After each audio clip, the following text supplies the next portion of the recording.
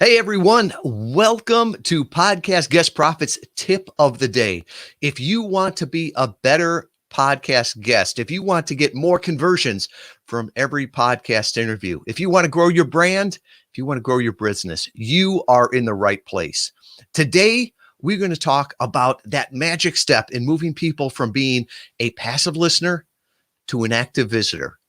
It's called a welcome page, and it's something that you may be missing, and it could be the secret that's going to change you and get you more results. This is Douglas Burdett, host of the Marketing Book Podcast, and you are listening to Podcast Guest Profits, hosted by my good friend Tom Schwab and sponsored by Interview Valet. Hey, I love Douglas. We had met years and years ago, way before podcasting at the Inbound Conference. We're both marketing geeks, and really what we're going to be talking about today is the same things Douglas and I were talking about a decade ago on inbound marketing. How do you move people from being just a visitor to a lead? And one of the things that our testing has shown over and over is that to do this, it's helpful to send people to what we call a dedicated welcome page. Now think about it. Podcast interviews are evergreen content. Something that I could record today, it may be out there for years and years. So with that, never run your phone and a live stream at the same time. But something that you record today may be out there for years and years. So with evergreen content, you need to send them to an evergreen page, right? Because if I told you on a podcast interview, just go to my homepage, well, I guarantee you in the next couple of years, my homepage is going to change. And I don't want less of a user experience for them to go there expecting to see something and then wonder, why is it there? Why isn't it there? The other thing to think about is on a podcast interview, people have heard you, but they've never seen you. They have never seen your site. So that traffic can bounce quite a bit, meaning people come there, they get confused, and they leave. So when they come there, you want to capture their attention right away. The other thing too is that people will say, oh, you're talking about a landing page or a squeeze page. No, we'll show you the differences on that. This is more like a custom homepage. If somebody listens to you for 30 or 45 minutes on an interview, they want to come to your site and look around. For God's sake, give them the opportunity to do that. So important. So while we talk a lot about welcome pages in Podcast Guest Profits, and I'm going to put a link down below this after I get off where you can get a free copy of this book, I wanted to show you some of the examples here. And so with this, I'm going to try to share my screen. Here we go.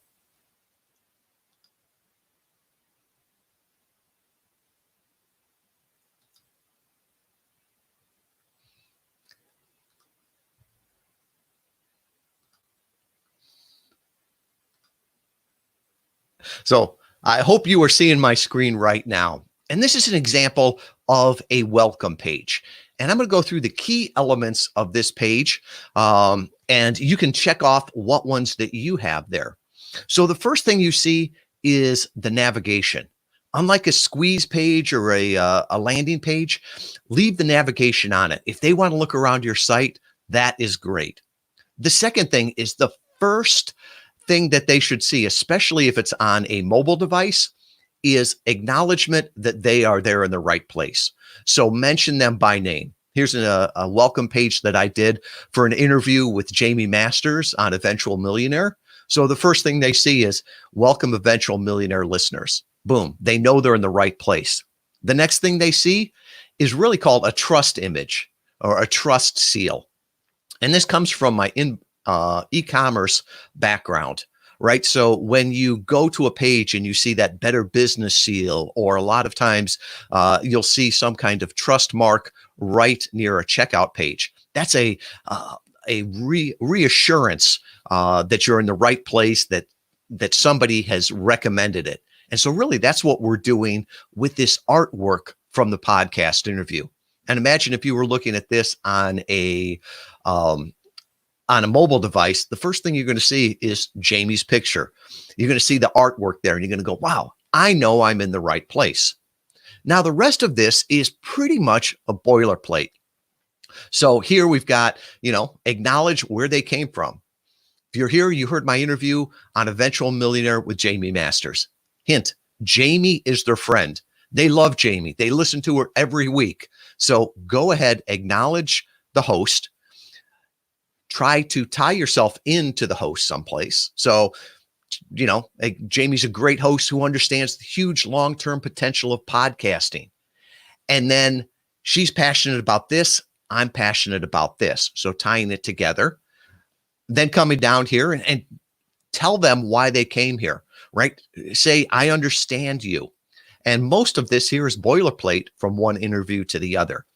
Always put a picture of yourself. Sometimes people want to come back just to see what you look like.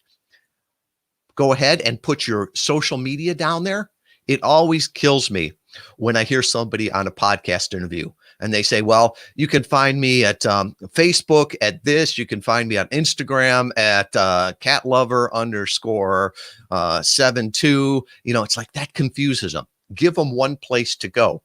And for this, it's very easy. If you look up here, you probably can't see it. But when I was on Jamie's awesome podcast, Eventual Millionaire, I would say, Jamie, all of this stuff, if people want to contact me, just go back to interviewvalet.com/EM for Eventual Millionaires. And I said that a couple of times, so it made it very, very easy. Now, the other thing that really helps me with is that I can attribute the traffic. So if somebody hits that page, I know the only place they came from up until this video was that they heard me on her podcast. The other thing too is I could take that and now in all my nurturing, if you hit that page, that was the first page you hit Interview Valet on, well, maybe I would mention Jamie's name. I could see how many leads, how many clients I got from each podcast interview. This is one of those ways where you can quantitatively say, well, this podcast was a base hit and this one was a grand slam. For some of our companies that have more engaged and finer marketing, like software as a service companies, they're able to tag this so they can figure out what the cost of lead acquisition, commonly called COLA, and the cost of customer acquisition, commonly called COCA. That's how they know how much they're spending, how much they're getting. And that's why when they say that podcast interview marketing is the most effective channel and the most efficient channel, that's where they're getting the numbers. It's just not a feeling. They're knowing, hey, we did this podcast, this many people came to the site, and then this many people who came to the site, triggered on that page, became a lead, became a customer. Tomorrow, we're going to talk about this, and this is the 3 calls to action down here. Most digital marketers will tell you 1 call to action. I don't say that they're wrong, but our testing on over 6 years, over 500 clients, over 20,000 interviews, that has always shown that 3 calls to action, 3 offers, the small yes, the medium yes, and that heck yes, always convert the best. So here's what it looked like on my site. Let's look at another client here.